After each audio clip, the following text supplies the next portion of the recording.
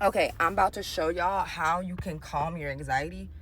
This sun is in my face. Okay, anyways, I'm gonna show you how you can use the emotional control techniques and the visualizations that we've been talking about to calm your anxiety while you're literally in public around people. Okay, so let's say I'm in the store like this, and look at these socks I got, German Shepherd socks. I'm a German Shepherd, really. Anyways, let's say I'm in the store like this, right? And this actually happened. So one time I was in the store, some guy gave me anxiety because that's kind of loud. Okay, so yeah, some guy gave me some anxiety because he like bum rushed me or something, right? And so what I do is I'll stop and go to an aisle, pull over to the nearest aisle or one to the side, whatever, and take some time for yourself. There's always time to take for yourself. First of all, let's just get that straight. It's very easy to get caught up like, there's not enough time, I'm in a rush, and it's just, no, slow down. That's like part of the problem. So, anyways, I'm in the store, I pull over, and just take a moment to first identify how you're feeling. Hey, I'm feeling anxious, scared, angry, whatever. And then you're gonna literally close your eyes and feel where it's at in the body and try to start observing those emotions and observing the thoughts that are going through your head with no judgment, no attachment, just observing them. Now, because you are in the situation of, let's say, heightened feelings, you're anxious. So it is harder to step out and be the observer sometimes, at least for me. So a trick that I'll use to kind of hijack that is I'll just look at a nearest item around me and take on the perspective of that item and look at myself from the perspective of that item. And that sounds like a bunch of hoopla, but I'm going to show you what I mean. So these are the random items around me, right? I'm gonna put I'm gonna pick this because it's easier to prop my phone up there to show you what I mean. I'm gonna take on the point of view of that item. I'm gonna shoot my consciousness over to that item and look at myself standing over here, closing my eyes and seeing what I look like from the perspective of this item. So it's gonna look like this.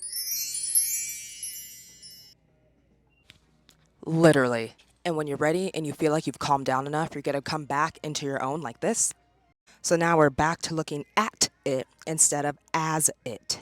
So the reason I do that, I use that as kind of a cheat because the same way we stepped out and observed ourselves physically using some random object, we can now when we're back in our bodies and we've calmed down a little bit, it should be easier to step back and observe our body, observe our emotions, and observe our thoughts. And we're doing all of that through just feeling. Our eyes are closed. What are we looking at? The back of our eyelids. Focus on the nothingness. And then if you see little shapes or whatever when you're looking at your eyelids, cool. Focus on those. Just look at the back of your eyelids and just observe and feel. The process of observing and feeling is what naturally releases the anxiety. Your body, Joe Dispenza does a great job at explaining this, but your body has a chance to get into harmony because you're now just sitting there and you're letting it do its thing. You're letting things flow. You're releasing blockages. And so that step of picking an item and looking at yourself from it is just a cheat if you're struggling to step out of your body just immediately. But if you're able to pull over, stop, identify the emotion you're feeling, feel it, observe it,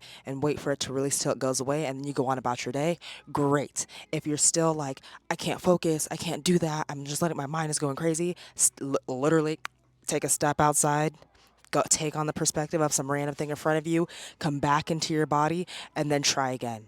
And don't tell me that you don't have time to do this because what did I just say at the start of this video? There's always time to take for yourself. There's nobody more important than you. There's nothing more important than your health and well being. So take a minute, pull over, and get in your body and address what's going on.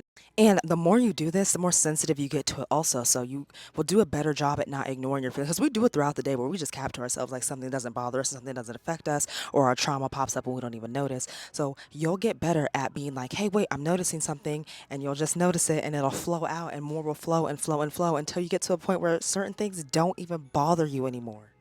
All right, I think that's it. Comment if you have any questions, and I'll see you next time.